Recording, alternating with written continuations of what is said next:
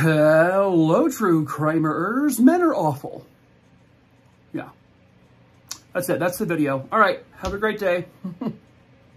No, but we should probably do another compilation video because I still have a kabillion more videos from TikTok to bring over, so. Don't worry, to all of you people who may have issues with the compilation videos, I'll have a new full-length video at my normally scheduled time this coming Sunday, every Wednesday. What? This one is all about men. Yeah, men who are awful, which is all of them. But these ones are especially awful because they've murdered people. This is just from my playlist I have on TikTok, just men who killed, or whatever I called it.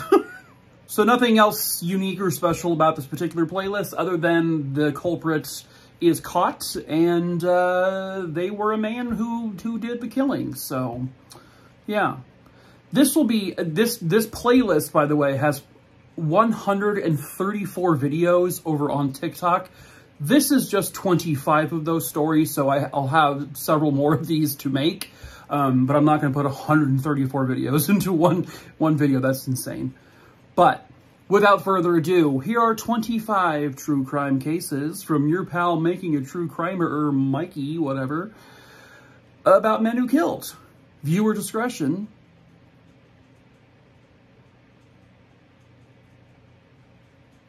is advised. I'm just kidding.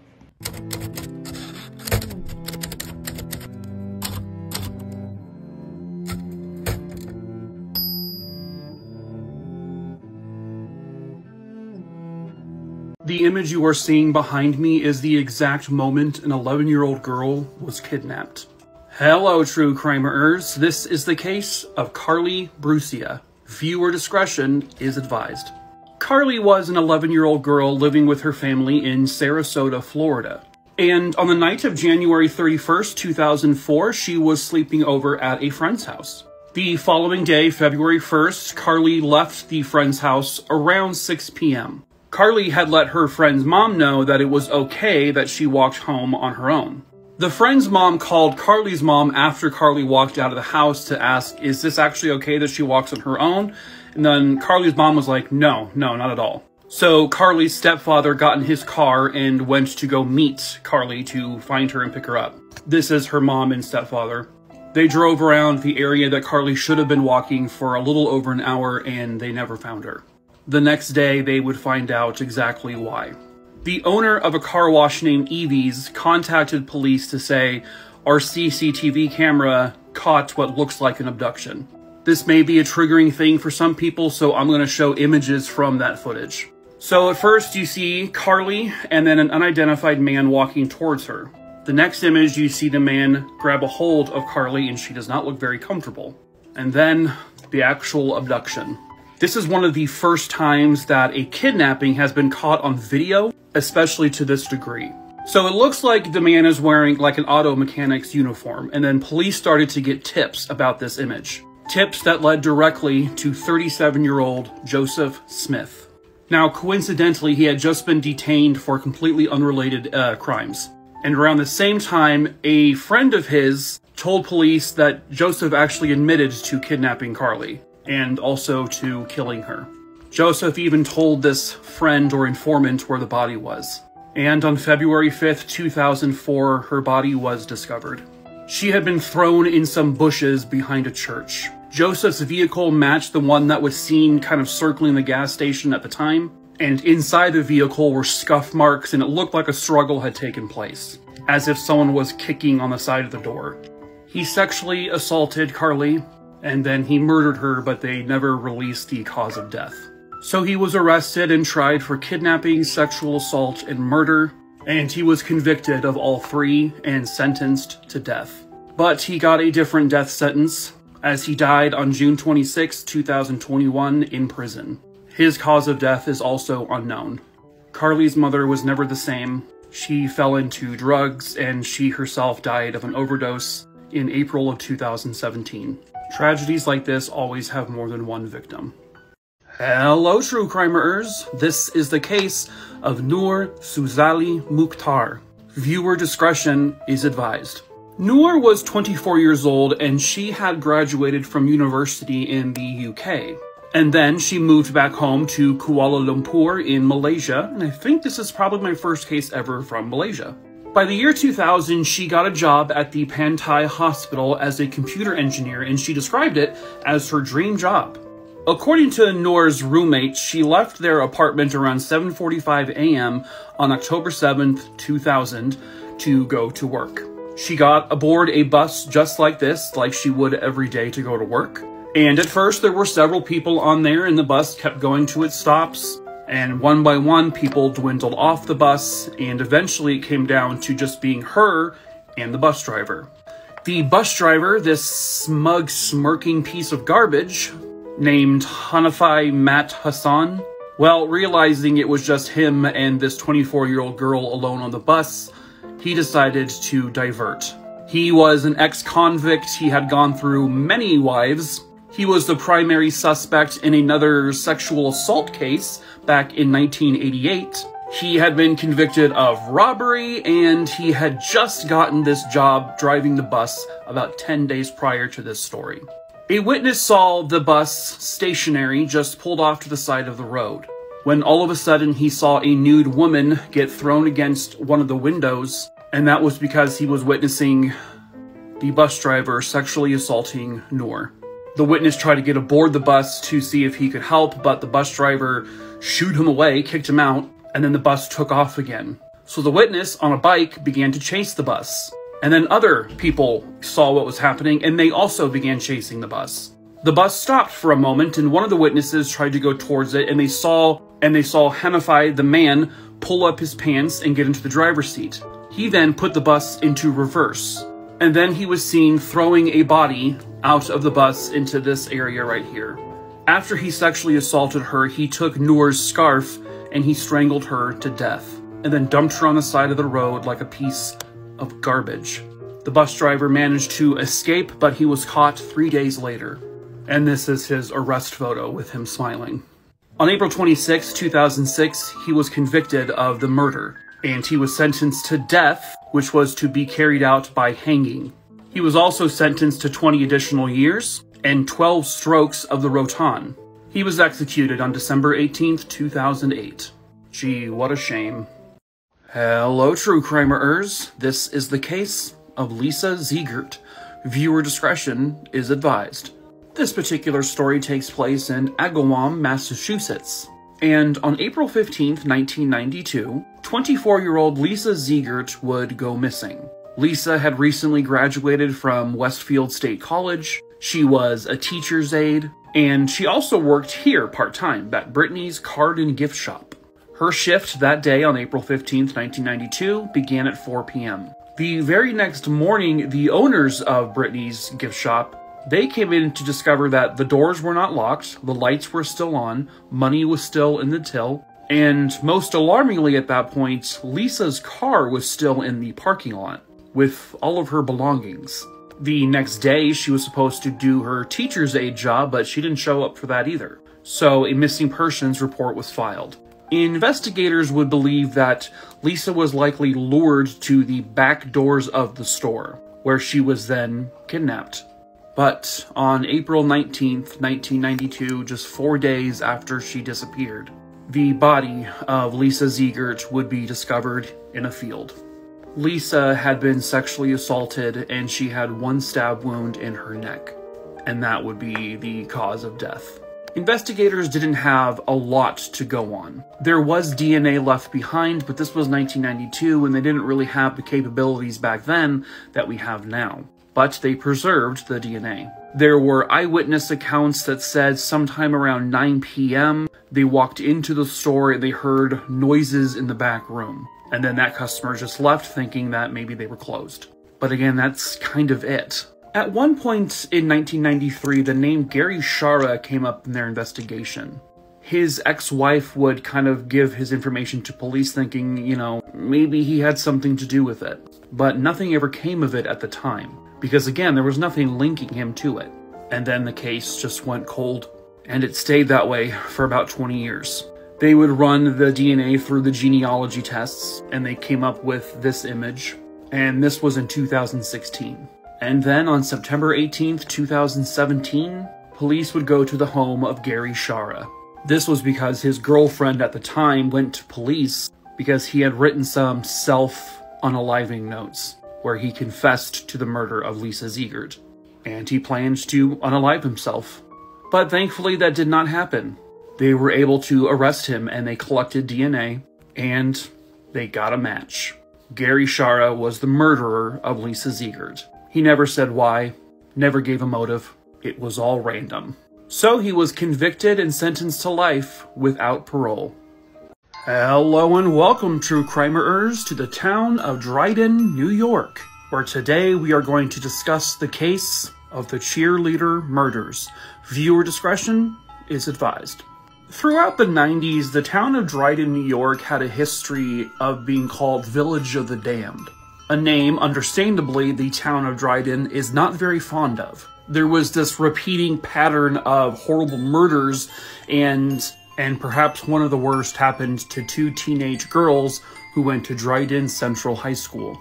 This is 16-year-old Sarah Hajny and Jennifer Bolduc. They were best friends, and they were both in the cheerleading squad at the school. On the night of October 4th, 1996, Sarah's parents were out of town, so she invited Jennifer over to spend the night. The following morning, the girls were expected at school, but they were no-shows. And once Sarah's parents heard about this and they confirmed that no one was in the house, they reported both girls missing. But sadly, it was already far too late.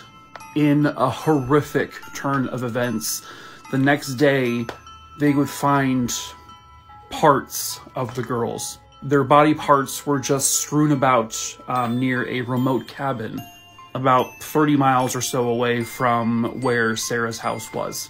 There were rumors that they were put through a wood chipper, but there's no confirmation of that. They can confirm that both girls were sexually assaulted and then killed and dismembered. Within a few days, they would determine that the likely suspect was a man by the name of John B. Andrews, a man with a criminal history. He lived right next door to the Hajnys, that taller house next to this one. Unfortunately, I don't have pictures of the man, but when police were interviewing him just because he was a neighbor, they felt he was super, off mentally. Something was up with the guy. He was dodging questions. He was not being cooperative. And his criminal history involved stalking and attacking women, particularly younger women. And there was suspicion even beforehand that he may have had a creepy, obsession with Sarah Hajny. So he was arrested for the double homicide. And he was charged with 8 different charges, including kidnapping and murder and dismemberment of a body. But before police could get any information out of the guy, any true motive, before they can get specifics about how he committed the crime, the coward ended his own life in his jail cell. And while that may be a positive ending, depending on how you look at it, now the families will never know exactly what and why. But at least the bad man is gone. I can't imagine what horror they went through. A murder case that was solved, but no one was ever charged for it. Hello, true crimerers. This is the case of Joyce Chiang. Viewer discretion is advised. Joyce was born in Chicago, Illinois in 1970. She was born into a pretty decent-sized family. Her parents were Taiwanese immigrants. Her parents had 4 children. She was the only girl. Her brother John would eventually become treasurer of California in 2015. Another brother, Roger, would become an executive on the show America's Most Wanted. Joyce graduated from Georgetown University Law School in 1995. She at one point worked as an immigration advisor, and that was for Congressman Howard Berman. By 1999, she was living in Washington, D.C. with her brother Roger, and she was an INS attorney. On the night of January 9th, 1999, Joyce would go missing. That night, Joyce went to dinner and to go see a movie with some friends. Around 8:15 that night, Joyce got a ride from her good friend Kathy. Joyce asked Kathy if she could just drop her off at the Starbucks that was about a couple blocks from her apartment, and that's what Kathy did. Kathy offered to take her all the way home, but Joyce said she wanted to walk. and that was it. She went missing. She never got back home, so her brother, Roger, reported her missing pretty quickly. Now, Joyce was a federal employee, so the FBI took her case immediately. The next day after the FBI took the case, a couple who was walking through Anacostia Park, they would find Joyce's billfold, and they would give it to the park employees who then just put it into their lost and found. A couple of days later, the couple who found the billfold recognized the name on a television broadcast, told the FBI, and then the FBI searched the area where this was found. They then found her apartment keys. They found her, membership cards to a video store and a grocery store. They also found gloves and the jacket that Joyce was last seen wearing. It had a big tear down the middle of the back. For 3 months, she was missing. No trace of her. They had very little to go with. And then the body of Joyce Chiang would be found on the banks of the Potomac River. The body was badly decomposed. Now, originally, investigators said that she ended her own life, but it wouldn't be until 2011 when police revealed no, she was murdered. This was a homicide. They just couldn't figure out how. At a May 2011 press conference, police also revealed that the case was solved. They know that 2 men committed this. It was a robbery, and then she either was thrown down a hill or accidentally fell, but one of her killers was already in jail, and the other is in Guyana, where he cannot be extradited, so it is case closed. The image you are seeing here is the final image ever taken of a 5-year-old girl in Wales. Hello, true crimerers. This is the case of April Jones. Viewer discretion is advised. April Jones was a 5-year-old girl from Makingatruecrimerer, which is in the United Kingdom. She was described as being a very happy-go-lucky young girl. She loved to have fun and just to play with her friends. And that is exactly what she was doing on the night of October 1st, 2012. This is her home in Brynigaug. I'm so sorry if I said that wrong. Where she pleaded with her mother if she could go outside and play with her friend for a little bit. Her mother said, yes, that's fine, but not for very long. So April took her little pink bicycle and brought it out front to ride a bike with her friend. This was around 7 p.m. that night. At approximately 7:29 p.m., her mother went outside to call her in, but April was nowhere to be found. Panicked, of course, she called 999 to report her daughter missing. Now, luckily, April's friend saw exactly who took her. A Land Rover would pull up alongside April as she was riding her bike, and she appeared to be having a conversation with the man inside. And then April willingly climbed inside the vehicle.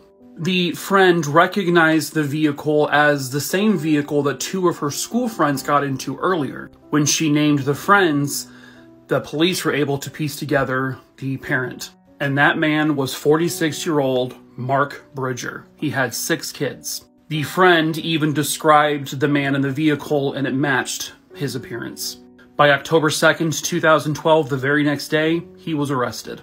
Police were able to catch his Land Rover driving past a CCTV camera to again establish the timeline. They then searched his home, which was this cottage, and it was about 30-ish miles away from where she was taken. The search inside his home definitely uncovered some strong evidence. In the little fire pit over there, they found very tiny bone fragments. In the bathroom, where those little green tape pieces are, they found small traces of blood.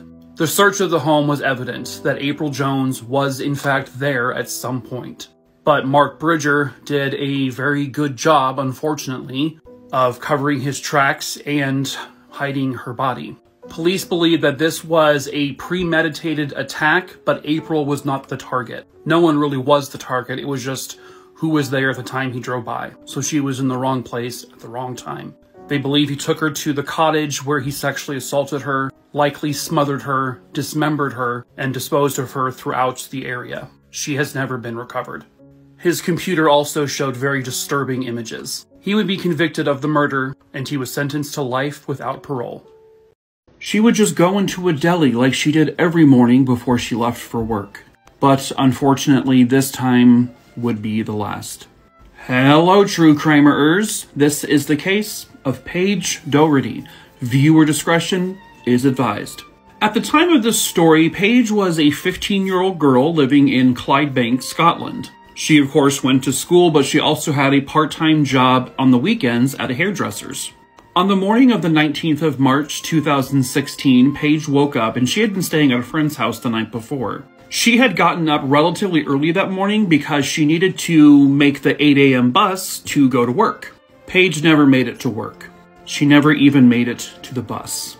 Her family would report her missing that very day. When police began questioning people in the area of the bus stop, a witness came forward to say that a business owner, a man who owned a deli by the bus stop, he had frantically purchased cleaning supplies that day. Now, before police were able to go down that road in terms of investigating the deli owner, the body of Paige Doherty would be found 2 days after she disappeared.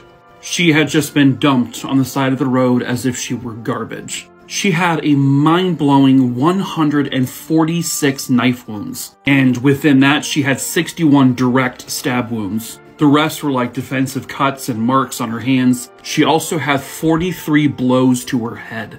There wasn't a lot of blood where they found her, so they believed that she was killed elsewhere and then just dumped. Now police are able to pull up CCTV footage concerning the deli. At 7:17 in the morning, they see the deli's owner, John Leatham, enter his establishment. At 8:21 a.m., this is Paige, who was walking towards the bus stop, which happens to be right next to where the deli is. She would go in there every morning before work to purchase a roll. Paige is seen entering the deli. She is never seen leaving it. At 9:58 a.m., this person in the white shirt and black pants, that's John. This is the moment where he was allegedly looking for cleaning supplies at a nearby shop. At 10:03 a.m., you can see him putting her body in his vehicle. He then goes back into his work and does his business. And then 2 days later, her body is found. John was arrested and charged with her murder on March 24th. He gave an insane story, saying that Paige ran into the deli and demanded he give her a job or she'll tell everyone that he touched her inappropriately. Well, first of all, she already had a job, and that was way out of character for Paige. The 32-year-old man would be found guilty and convicted of her murder, which he was sentenced eventually to 23 years to life. This whole thing happened in a matter of minutes, and no one to this day knows why the hell he did it, and why just so quickly. A man in Indiana would walk calmly into a Home Depot covered in blood, demanding a refund for a saw. Hello, true crimeers. This is the case of Ginger Gasaway. Viewer discretion is advised. Now, unfortunately, I don't have a ton of detailed information on this case, but there is a book written about it, and that book is called Blood Trail. But here is the simple rundown. Sometime in early 2000, Ginger Gasaway was dating a man. His name was Joseph W. Brown. Ginger broke up with him. Joseph was not the type of man to take that lightly. On the evening of August 29th, 2000, Joseph managed to talk his way into Ginger's apartment. That would be the last time that anyone would see Ginger alive. Joseph took a shoelace, he wrapped it around her neck, and he strangled her to death. He was livid that she had the gall to break up with him. And also, I guess he wanted her car. So instead of just, going to his own home and punching a wall out of anger, he took it all out on her.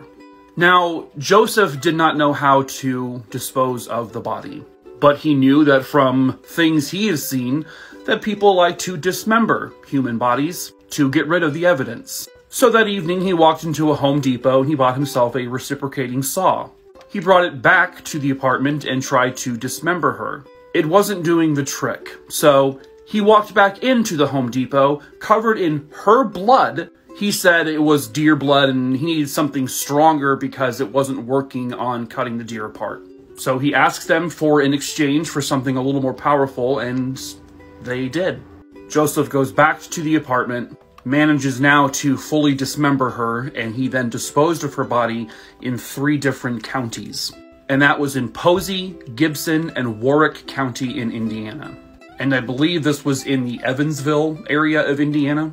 Ginger's body would be found because Joseph did not do a very good job, and thankfully he didn't. He would be arrested for her murder, and then he claimed to be a serial killer. I don't know why people do this. I think they just want to become infamous, but he was able to provide almost no information leading to prove his claims of all of these murders he committed. No bodies were found. He was just a big liar looking for attention. So he was convicted to life in prison without parole at the Miami Correctional Facility. And then in that prison, he murdered again. He killed an inmate by the name of Charles Miller. He strangled him to death. He was then transferred to another prison where he will be serving out the remainder of his life sentence. This is a case of intended homicide and also a wrong place, wrong time murder. Hello, true crimerers. This is the case of Gene Siller. Viewer discretion is advised. On July 3rd, 2021, at the Pine Tree Country Club in Cobb County, Georgia, 3 bodies would be discovered. On one of the greens, there was a white pickup truck with the bodies of 2 men inside the bed. Their legs and hands were bound and they had tape over their mouths. The 2 men inside the vehicle would later be identified as Paul Pearson, whose picture I cannot find, and Henry Valdez. Valdez was 46 years old. He was from California and he had just been to Georgia on business. He owned and operated a marijuana delivery service, and it was called Hope for Humanity. Valdez was very involved in volunteer work. He was heavily involved in assisting veterans, just an all-around good guy. I do not know much about Mr. Pearson, however. There was a 3rd victim that was outside the vehicle on the green itself, and that was 46-year-old professional golfer Gene Siller. Gene was married, he had 2 kids, he loved golfing. He was someone who just loved every person he came into contact with. He was a devoted family man and described as a man of compassion. All 3 victims had been shot dead. Now, from the get-go, authorities believed that Gene Siller was not whatsoever the intended target. What it appeared to be was that he saw the white pickup truck kind of drive onto the green, and he went to approach to see if he could help, to see what was wrong. And then he was shot dead by the person driving the vehicle. That person then fled. Gene Siller was essentially killed because he witnessed a crime unfolding. Little did he know. So the assailant apparently needed to eliminate him, which wouldn't have even mattered because just a couple days later, Brian Anthony Roden would be arrested. He actually had connections to Henry Valdez. They were even Instagram friends. Now, the exact motive has not been released because this is still an ongoing case. I mean, he's arrested and he is expected to go on trial. He was charged with 3 murders. He was also charged with 2 kidnappings. But they kind of threw out there that this could have something to do with drugs. Valdez operated a perfectly legal dispensary and, business. So whatever happened, I'm assuming it had to be something just on his end only. Why Mr. Pearson was involved, again, I also don't know, and they don't really make much mention of him either. But Pearson was the owner of the white truck. Again, this is ongoing, and the trial has not begun. Hello, true crimerers. This is the case of Brian Ruff. Viewer discretion is advised.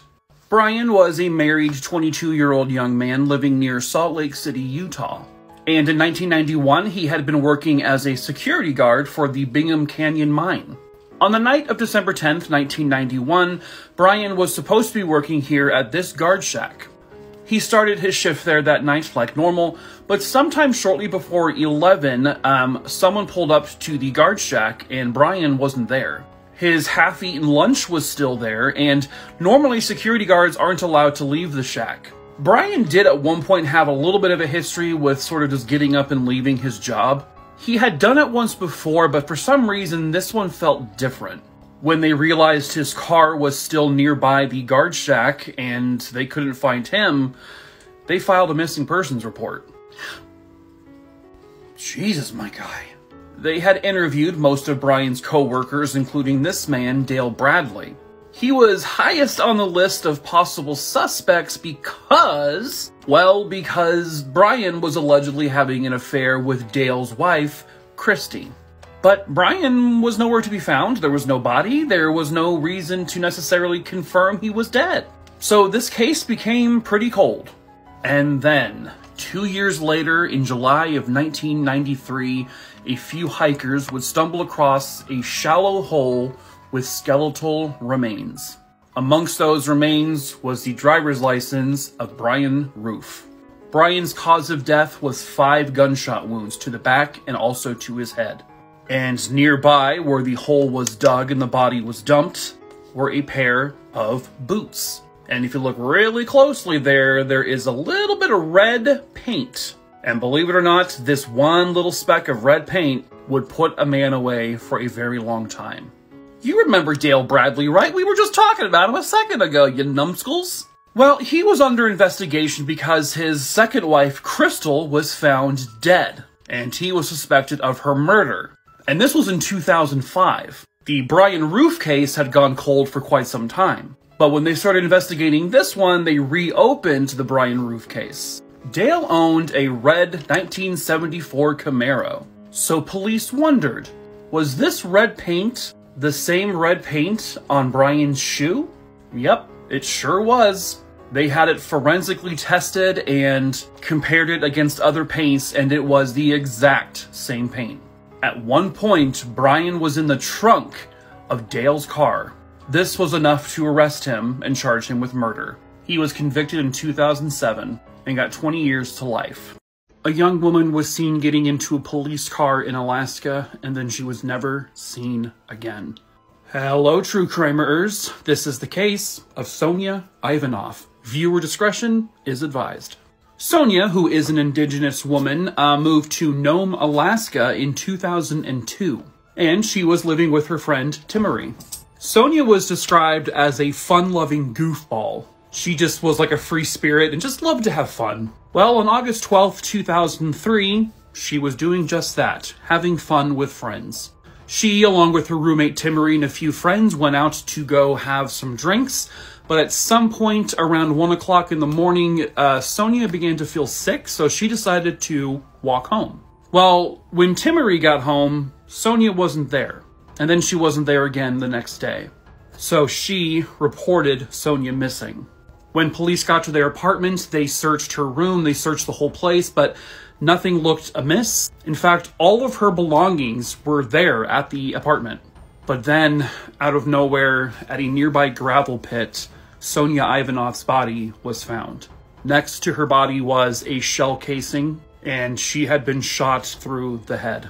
Police began investigating people in her life, including an on-again, off-again boyfriend, but eventually he would be cleared, and so was everyone else. And then police got a tip.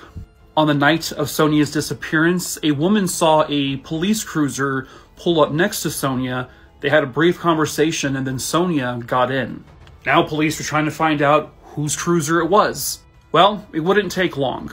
On September 24th, 2003, Officer Matt Owens here claims that his cop car, car 321, was stolen. Matt contacted his fellow officers over the radio and saying, "Hey, I'm at the gravel pit. There's shots being fired at me in my car." So detectives raced over to the gravel pit to help him, but then when they got there, it was just Matt, no one else. He was uninjured, and his car's windows were shot out. And then in Matt's cruiser, which he claims again was stolen, was Sonya Ivanoff's ID and a threatening letter that said, "Pigs, I hate cops. I hate every one of you." Police had a very hard time believing Matt's story about the shootout at the gravel pit.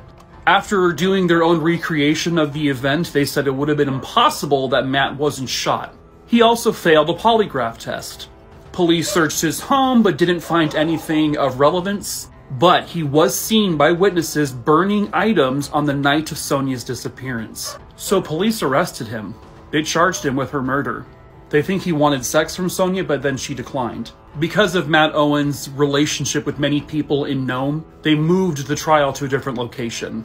And he was found guilty of her murder. He was sentenced to 101 years in prison. In October of 2015, the lives of these 4 people would be intertwined in murder. Hello, true crimerers. This is the case of Pierre Lamont Griffin. Viewer discretion is advised. Pierre, at the time of the story, was a 24-year-old man from Asheville, North Carolina. And he was allegedly acquaintances with this couple, 20-year-old Tatiana Dees and 22-year-old Alexandra King. On the night of October 27th, 2015, the two ladies would be seen leaving their apartment. They then swung by the apartment of Pierre and picked him up. Then the three of them inside Alexandra's blue Jetta, they would go to a secluded area in Asheville, and that would be the beautiful French Broad River. The three of them would park there, but only one of them would leave.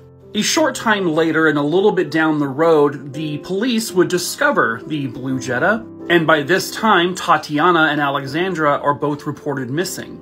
Inside the car, they found blood stains on the driver's side door and a bullet hole in the headrest of the passenger side seat. But there was no sign of Tatiana and no sign of Alexandra, nor was there any sign of Pierre.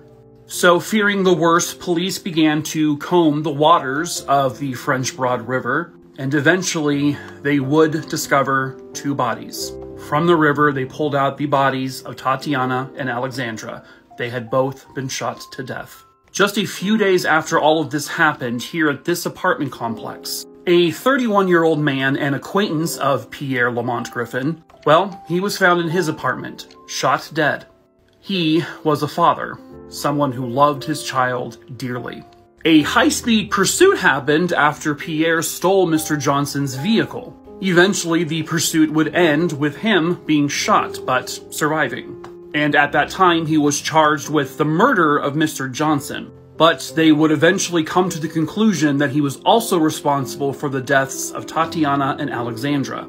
Now, why did this all happen? Well, it's not completely clear. Some of the legal stuff says that possibly drugs were involved in some capacity, meaning Pierre had intended or lured the two girls with the intention of a drug deal, and something happened where he ended up killing both of them.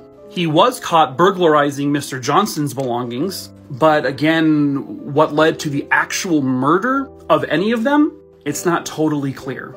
Prosecutors had an airtight case against Pierre, and he knew that, and the death penalty was on the table if they went to trial. So he pleaded guilty to all three murders, and he would be sentenced to life in prison without the possibility of parole. The clue to help solve a brutal murder was missed by police for nearly 2 years. Hello, true crimerers. This is the case of Amanda Plasse. Viewer discretion is advised. Amanda Plasse was small in figure. She was about 5'1", 100 pounds, but she was humongous in her personality. She was described as a super bubbly, outgoing, very vivacious young woman. She adored life and she loved the people in her life. On August 26, 2011, on the 3rd floor of this apartment building in Chicopee, Massachusetts, Amanda Plasse's new boyfriend, who she'd only been dating for about a week, he would enter her apartment after she had not showed up for her waitress shift at work, and she had been dead on the kitchen floor. Her boyfriend, Seth, called police immediately, and of course, he was considered a suspect right away. Now, at the crime scene was a bloody footprint, which was about a 7.5 foot size. They also found a partial palm print on a window. Using the footprint and the palm print, they were able to very quickly clear Seth as her killer. Amanda had been stabbed multiple times. She had stab wounds on either side of her body, and she also had 3 slashes across her throat. They determined that this was a very brutal, very fast attack. They combed her apartment, and they did not find a ton of clues. The most valuable evidence was the shoe print, the palm print, and also Amanda scratched the hell out of her attacker because she fought him off. So there was a lot of skin cell DNA left under her fingernails, but it didn't match anyone in the system. And no, it didn't match Seth either. They didn't find any fibers on her clothing. They didn't find any foreign DNA anywhere on her body. So the case kind of went cold. About 15 months later, they decided to start the investigation over from scratch. They looked at picture after picture after picture, and one thing jumped out at them. And I don't have a photo of it, unfortunately, but on a whiteboard inside of her apartment was a little doodling, and next to that doodling was something written, and it said, Dennis was here, W-A-Z, 8/11/11. This was 15 days before the murder. Through some pretty awesome detective skills, they uncovered that Dennis was this man, Dennis Rosa Roman. He had a criminal history of breaking and entering, but nothing violent. Cell phone records show that he was in that area. They compared the shoe size, it was a match. His palm print was a match, and the DNA left under Amanda's fingernails was a match. He had killed Amanda. He had also broken into her apartment weeks before, but they didn't know each other. In 2016, he was convicted of her murder, and he got life without parole.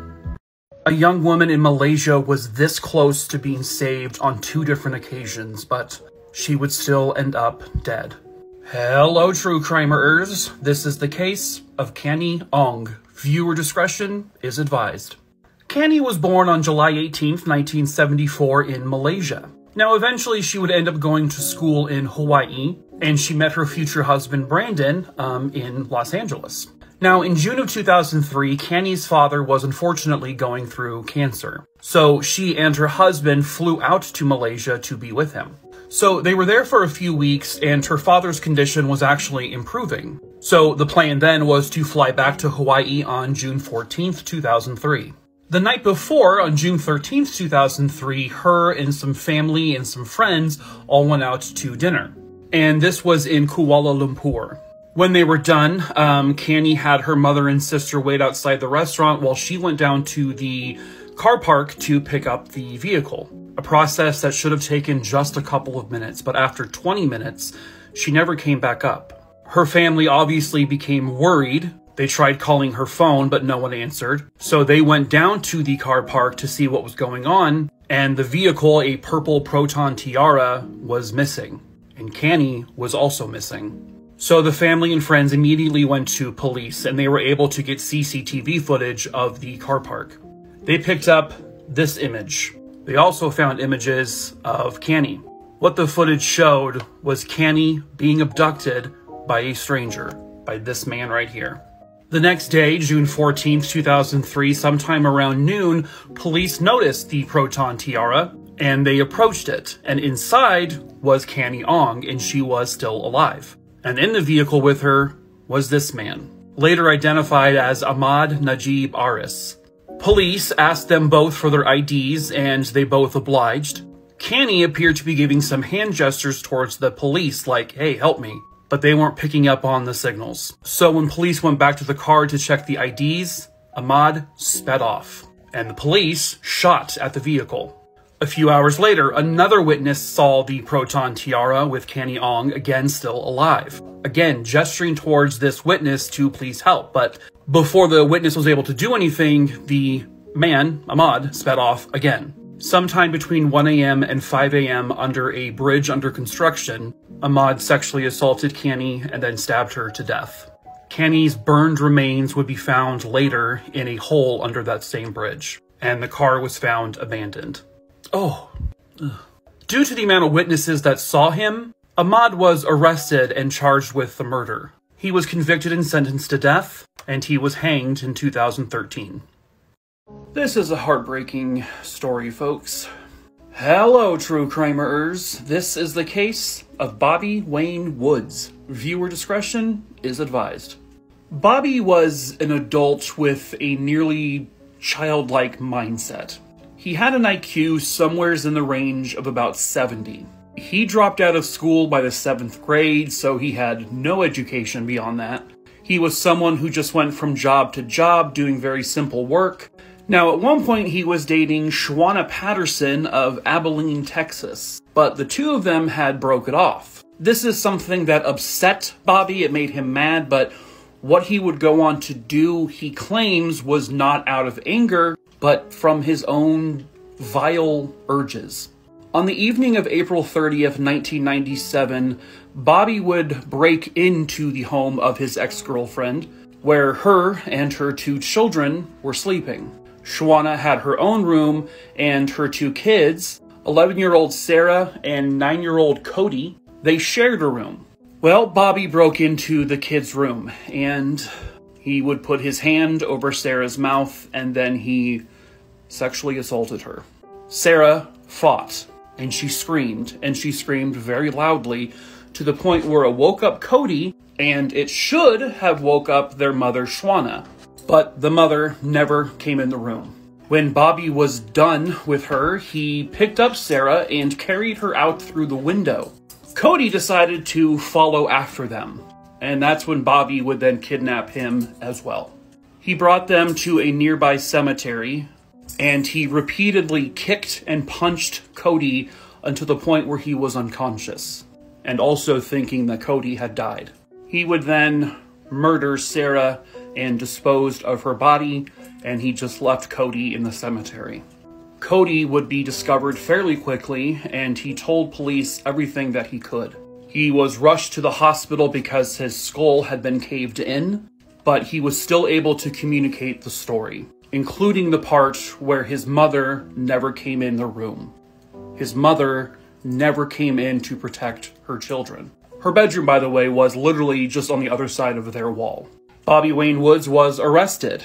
He was charged with murder, attempted murder, kidnapping, amongst other charges. And in 1998, even though he had the IQ of about 68 to 70, he was sentenced to death.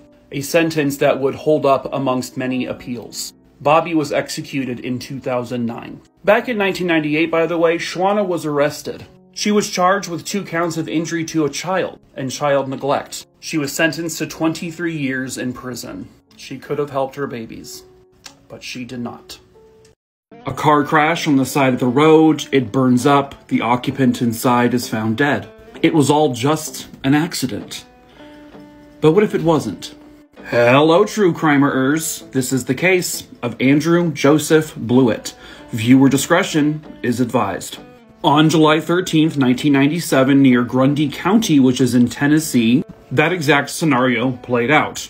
This is not the actual vehicle in question. There was one occupant inside the vehicle, deceased. The coroner who did the autopsy would identify the man. They said it was Bruce Allen Littleton. Unfortunately, I don't have a picture of that man, but he was out on bail, but he was expected to go to trial for a cocaine trafficking scenario. Lo and behold, he ends up dead in a burned up vehicle. So, signed, sealed, delivered. That's it. Case closed. Except for one thing. Welp, the deceased Mr. Littleton was bragging about killing someone and staging the body to look like it was his. So when this all came out, he of course was arrested. You see, what happened on that day in 1997 was under an overpass near the Tennessee River, Mr. Littleton, along with a hitchhiker named Joel McElroy, they had picked up another hitchhiker. His name was Andrew Bluitt. So they took him to an underpass, not this exact one, but somewhere like it. And at first, Mr. Littleton used a rope to start to strangle Mr. Bluitt. The rope broke, so then he took off his belt and he finished the job. The whole goal here was he wanted to stage this to look like it was his body so he can get away with the drug trafficking charges. This was 32-year-old Andrew Bluitt. He was a drifter who was originally from Michigan. He actually spent time here in Arizona, where I live, in Tent City. The infamous Tent City, oh boy. And along the way, he came into contact with Mr. Littleton.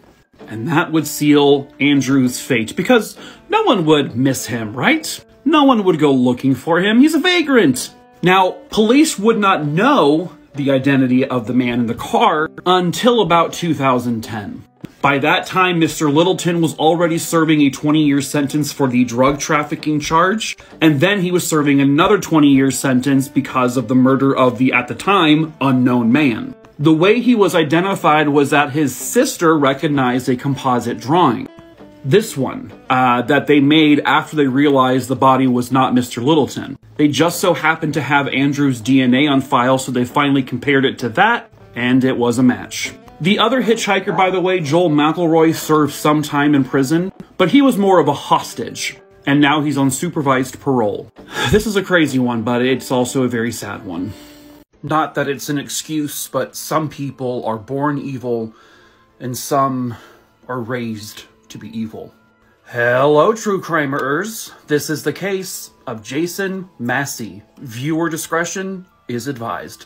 Jason Massey, who's pictured there on the left, was born in Hopkins County, Texas in 1973.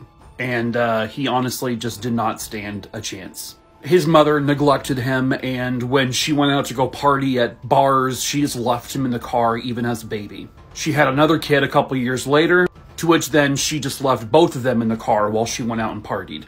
Their mother constantly beat them with wooden paddles and belts. Jason was sexually assaulted by a male babysitter. His mother didn't care. She continued to just abuse him, did not feed him. He grew up with this mindset that women are evil because his mother, a woman, just beat the ever-living hell out of him and treated him like garbage. She didn't bathe them. She did nothing for them other than just constantly hurt them. By the time Jason was 9, he was beating up kids. He started mutilating animals. He would go on to say that his idea of women was nothing more than mutilation and beatings. Nothing but violence. He began to believe in demons and that they were speaking to him. His mother briefly put him in a mental institution when he was 18, but he was let out pretty quickly. He then began keeping journals and diaries about killing women, abusing them, sexually assaulting them. He even stated that he wanted to do inappropriate things with a corpse. In 1993, when he was 20 years old, he had a crush on a 13-year-old girl named Christina Benjamin. Well, in July of 1993, he would go to her house, and he convinced her to let him take her for a ride. She said, okay, but I have to bring my stepbrother, 14-year-old James Brian King. And that was the last time their families would ever see them alive, because Jason was about to live out his sick fantasies. The two siblings got into this vehicle where he drove them to a desolate field. Using a stolen gun, he fired 2 shots into James Brian King's head and just left his body in a field. He then shot Christina twice in the back, and he said that he saw 3 angels leave her body. He removed her head, her hands, and he put them somewhere where no one ever found them. And then he spent several hours with her corpse. He also mutilated her sexual organs. Not too much later, he would be caught, and he had a little box of trophies. Yuck. He was charged with capital murder as well as kidnapping, and he was convicted of all charges. And he was sentenced to death. And he was executed in April of 2001. Devil worshipping in Canada. Let's talk about it, huh? No, God, that was stupid. Hello, true crimerers. This is the case of James Odo. I'm assuming this is him. Viewer discretion is advised. This case takes us to Halifax in Nova Scotia, Canada. And I have basically no photos of this case. I have been searching. In 1981, James Odo was on trial for the murder of a 5-year-old girl named Helen Darlene Davidson. This is her tombstone. I cannot find a picture of her, unfortunately. And everyone called her Darlene, by the way. Now, Darlene's mother, Margaret Morgan, was the ex-girlfriend of James Odo. At one point, he lived with her and her 4 children. But then they broke up, but I guess it was amicable, because he was still involved in their lives and he would babysit the kids from time to time. On June 1st, 1981, James would take Darlene and her friend Chastity to a carnival in Halifax. Well, that's what he was supposed to do. But instead, he took them to a wooded area in Halifax, where at one point Darlene ran in there to go use the bathroom. James followed her, walked up behind her, and beat her over the head. And he used a rock to do so. Now, James would lead police to her body not too soon after, and he claimed that a high priestess from Montreal, well, she controlled his brain. And she was the leader, by the way, of a Satanist cult. Fun. He said that she could change into a werewolf, and that she oversaw the sacrifice of hitchhikers. Okay? And so she commanded him to kill the little girl. Right. You see, here's the thing, though. James Odo should not have been free roaming the world to even harm this little girl. You see, because in 1975, he was put on trial for the murder of a 13-year-old boy named Anthony Tony Bluitt. Tony was bludgeoned and disemboweled and tied up between 2 trees. Odo was arrested for that murder, but he claimed that 2 hitchhikers did it, and he was nowhere even in the vicinity. And so he was found innocent of that murder. But during the trial of Darlene Davidson's murder, he admitted, yeah, I did it. I killed him. I just lied because I wanted to not be in prison. Great! And then in 1976, he sexually assaulted his niece. She was only 9 years old. He was only sentenced to a couple of years for that. But he was found to be sane and was convicted of the murder of Darlene Davidson. And he was sentenced to 25 years to life. The sudden death of an 80-year-old woman would be ruled an accident. But was it? Hello, true crimerers. This is the case of Bernita Cunningham. Viewer discretion is advised.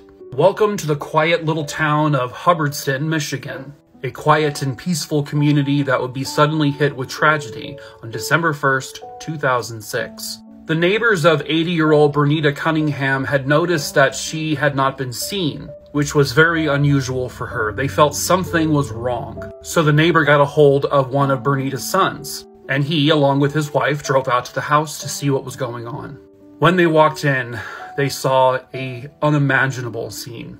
The foyer of her home looked in disarray, and Bernita was lying face down on the ground, surrounded by blood.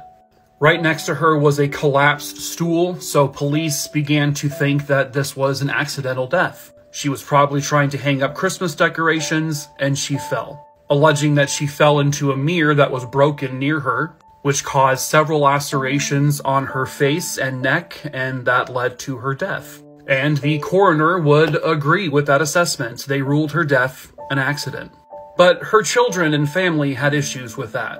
I can't show it, but you see, there was a lot of blood. And not just pools of blood, but like blood spatter on the walls. And not just in the room where she fell, there was blood spatter around the corner. And there was also a broken Santa figurine that was about 25 feet away from where she was. And they said there was a bunch of food that had fallen on the ground in the kitchen. Something that's extremely unusual for her because she was a very clean, very tidy person. So the family hired a private investigator. They also agreed to exhume her body for a second autopsy. And that would determine that she, in fact, was murdered. She had broken bones throughout her face and deep lacerations, 3 of them across her throat. She had bruises as if she had been beaten by someone.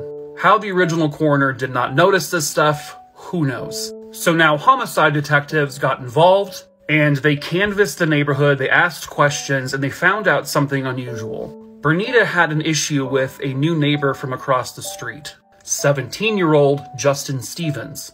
Neighbors claimed that he had actually gone in her house that day because he wanted to use the phone. He alleges he did, and then he left the house and went back to his home. When he was asked to take a lie detector test, he set up an appointment, but then he fled to Texas, where he committed burglaries and got arrested.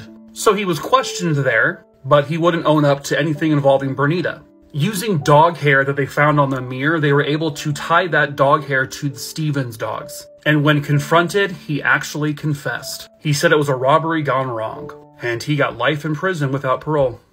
Hello, true crimerers. This is the case of Big Mike and Val. Viewer discretion is advised. Big Mike and Valerie Miller were a happily married couple living in Webster's Plantation, Maine, and they were both 47 years old at the time of this case. They lived here in this cozy little trailer, which was inherited to Mike from his family. At the time of this story, they had 2 adult children, and they ran an unlicensed pawn shop out of their trailer. Mike also illegally sold prescription drugs. They did all of this under the table without the city knowing. Because of all of this, they had a lot of foot traffic coming in and out of their home. And despite their little shop being illegal, Mike and Valerie were a very beloved couple.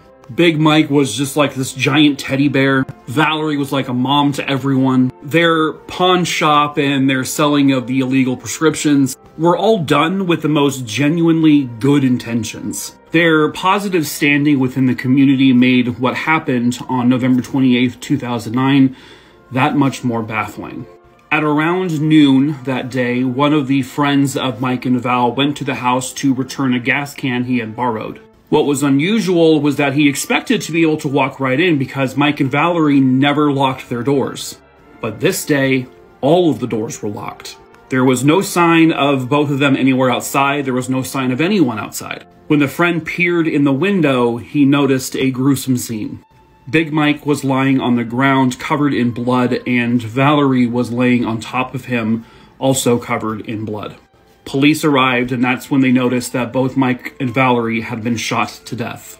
The house was missing some valuables, such as Mike's wallet, so their investigation began immediately. This is a composite drawing done of a man who was apparently seen in the area of the trailer that day. A composite that did not match Matthew Miller, Mike and Valerie's 20-year-old son. He apparently owed Mike and Valerie a lot of money. He swears up and down he had no involvement in killing his parents, though. He was very honest. He said, "At the time, I was actually shooting up drugs."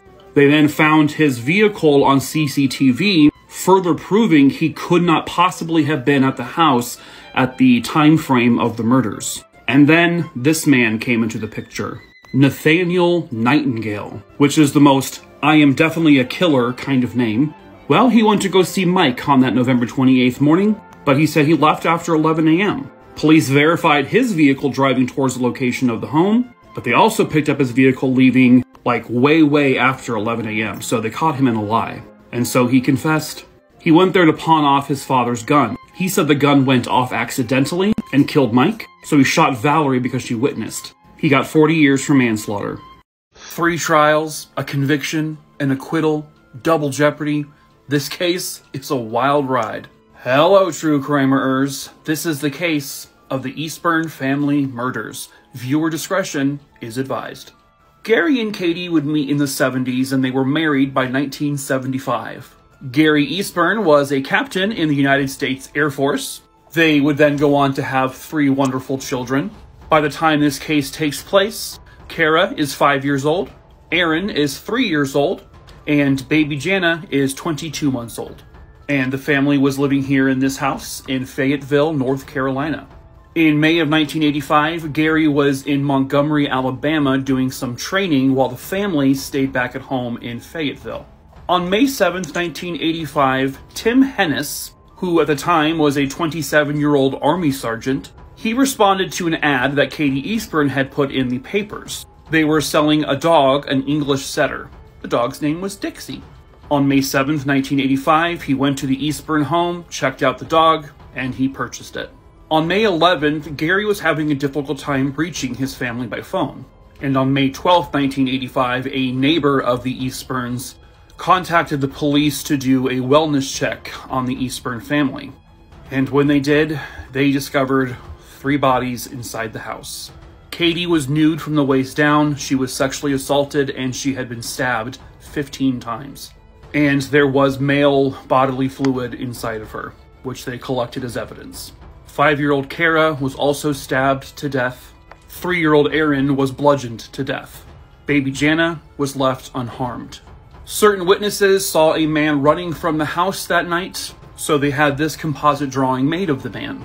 With this, and with other witness testimony, they actually would arrest Tim Hennis for the murders. And this is because they found out he had been there to purchase a dog, and he matched the description of what people said they saw. He said he had no contact with the Eastburns after he purchased the dog. His alibi also didn't check out after an ex-girlfriend of his confirmed that he made an impromptu visit to her that night. The assailant was also seen wearing a black members-only jacket, which then the next day, Tim was seen bringing to a dry cleaner, the exact same type. He was tried and convicted on all 3 murders. In 1988, he was awarded a second trial, where his defense was successfully able to get him an acquittal. This is how double jeopardy comes into play, because he could not be retried in North Carolina under the double jeopardy rule. But he was in the US military. But because he's in the military, he was allowed to be court-martialed and tried in military court. His DNA, thanks to 2010 technology, it matched the DNA left inside Katie. And he was reconvicted. The father of a missing girl would be approached by police days after she went missing, and all they said to him was, "He's confessed." Hello, true crimerers. This is the case of Coral Burrows. Viewer discretion is advised. Coral was born on March 10th, 1997. As a matter of fact, tomorrow would be her birthday. And she lived with her family in Featherston, which is in New Zealand. Now, at the time of this story in 2003, Coral's mother and her father were separated. This is her pictured with her mom. So her and her older brother, Storm, would kind of go back and forth between homes. Their father had a girlfriend, and she was lovely. Their mother, well, she found a boyfriend, and spoiler alert, this is him. Stephen Williams. He wasn't so lovely. You know, at the time, Coral was just a delightful young girl. She was also described as a bit of a tomboy. That's why she got along with her brother so much. They would, like, build mud castles and play in the mud all the time together. But all of that fun, all of that joy seemed to just escape once Stephen Williams moved in the house.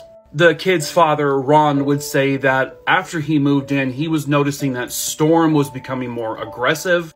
Coral had gone back to wetting the bed and soiling herself, so something was off with the kids. Well, one day, Coral confided in her father that she saw Steve take Storm and throw him on the ground. So, of course, being the loving father that he is, got pissed, and he went straight over to the house, and he confronted Stephen. Steve's like, "No, I didn't do that. I have my own kids. I would never hurt a child." So Ron had no choice but to kind of just leave it be for now, but he was always keeping a very watchful eye on Stephen. But then on September 9th, 2003, Coral would go missing. Ron didn't even find out until he saw it reported on the news. The kid's mother, Jenna, didn't even tell him. So the search began right away. Police got involved, of course. Steve tried to join the search to help find her, but Ron was like, "No, you're not doing this." And Steve was like, "I didn't do anything to her, I promise." But Ron didn't believe him. Sometime around September 20th, 2003, police would interview Stephen Williams, and he just confessed. He just broke down while they were questioning him and told them everything. He said that when dropping the kids off at school, Coral apparently threw a fit in the car. So out of anger, he threw a punch towards her and he thought he killed her. Turns out he didn't, because when she began to come to, well, he then took her to a field and hit her over the head with a log, killing her and then dumped her body here. Police would tell Ron everything, and yeah. Stephen got 17 years to life, and read the blurb about this. Very sad. A teenage girl would leave her job at Taco Bell one night, and then she would never come home again. Hello, true crimerers. This is the case of Tara Munsey. Viewer discretion is advised. Tara was born on February 2nd, 1983, and she lived in Radford, Virginia. By the time this story begins, she was a 16-year-old girl who was dating a boy named Nick, who was in the Navy serving in Illinois. By all accounts, they were a wonderful couple. They had plans to marry at some point down the road, but that would not get to happen. On the afternoon of January 25th, 2000, after school, Tara would hang out with a group of friends. They would be chillin' and, you know, doing the doobage. But Tara couldn't stay long. She had to go to work. She was a part-time worker at a Taco Bell. On that evening, she got off work around 7:30 p.m. and then after that, no one saw her again. She never got home. Her friends couldn't get a hold of her. Her parents naturally became worried because, again, she's only 16 years old. They were expecting her home that night. When they called police that evening, they said, she's probably just out with friends, or maybe she just ran away for a couple hours. You know. Unfortunately, that was not the case. The following morning, her parents went to the Taco Bell where she worked, and her car was still in the parking lot. On the front passenger seat of the vehicle, they found a little to-go box of food and her visor that she had to wear for work. Her wallet, her keys, her purse were all gone. So a search begins for Tara. They are looking everywhere throughout the wooded areas, the open fields. They reach out to friends and family members. No one can find her. That is until 2 weeks after she disappeared. Here on this snowy hill, two hikers would find the remains of Tara Munsey.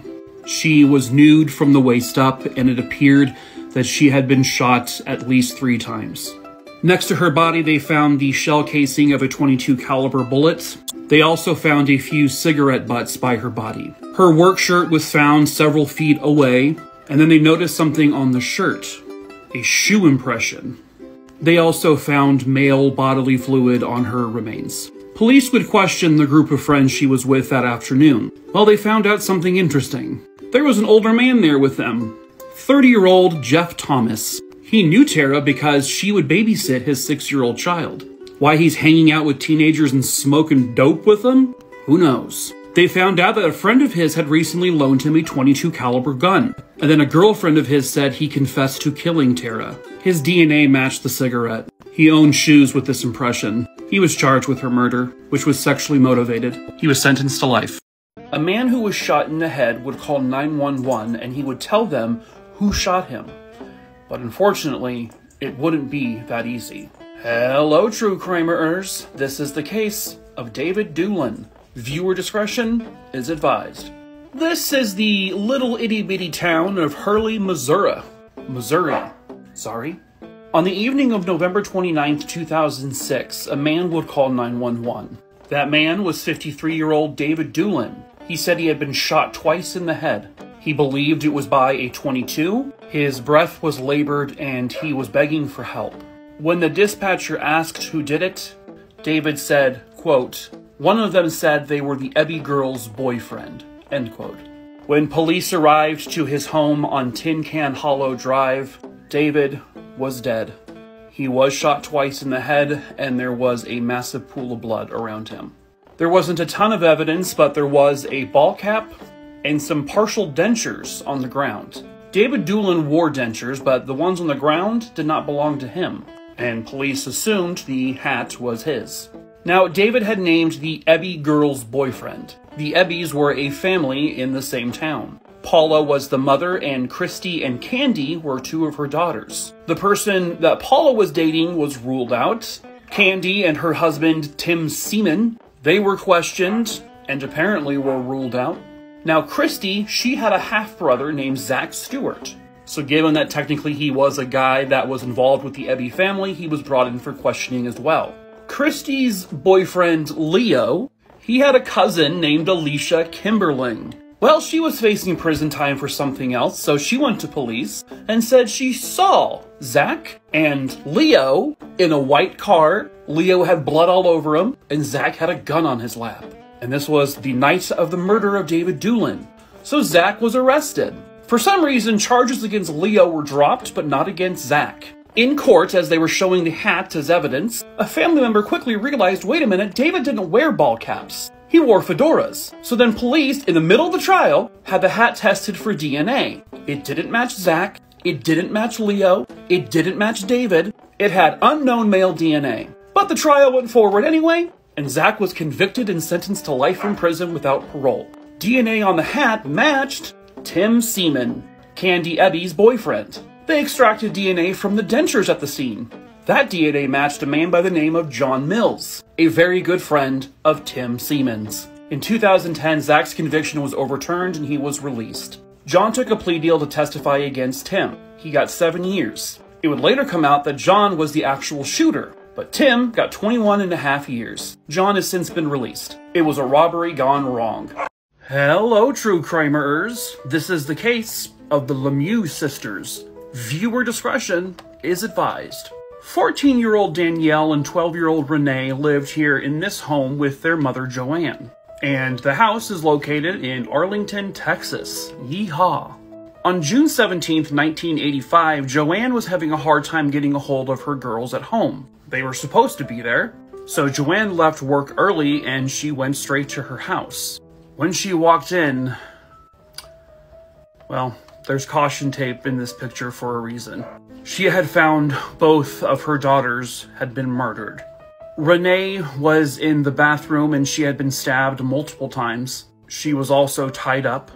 Danielle was in one of the bedrooms, also tied up, and she too had stab wounds.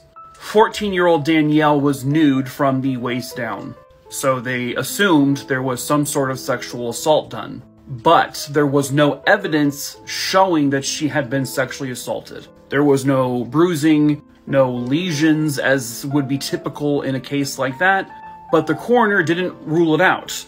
Now, this is 17-year-old John Bradley. He was a house guest at the Lemieux home, and when the mother walked in and found her 2 girls dead, she immediately thought, it's John. John did it. Except, he too was found murdered in the home. His body was in the laundry room. He was stabbed repeatedly and tied up.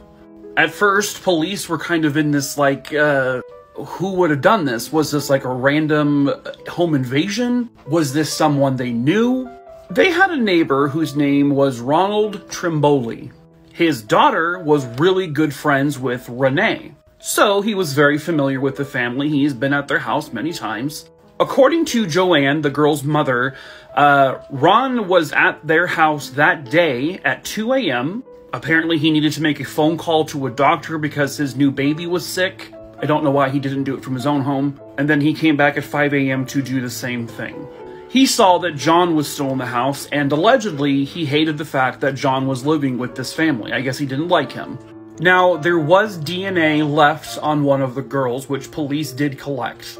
Keep in mind, DNA at this point is very new in criminal forensics. But the DNA was the same blood type as Mr. Trimboli. They also found his fingerprints all over the crime scenes. So he was arrested and charged with 3 murders. His first trial ended in a mistrial. Second trial ended in a deadlock. And finally, in the third trial, he was convicted of all 3 murders and got 3 life sentences. In 1998, he died in prison. He died of hepatitis.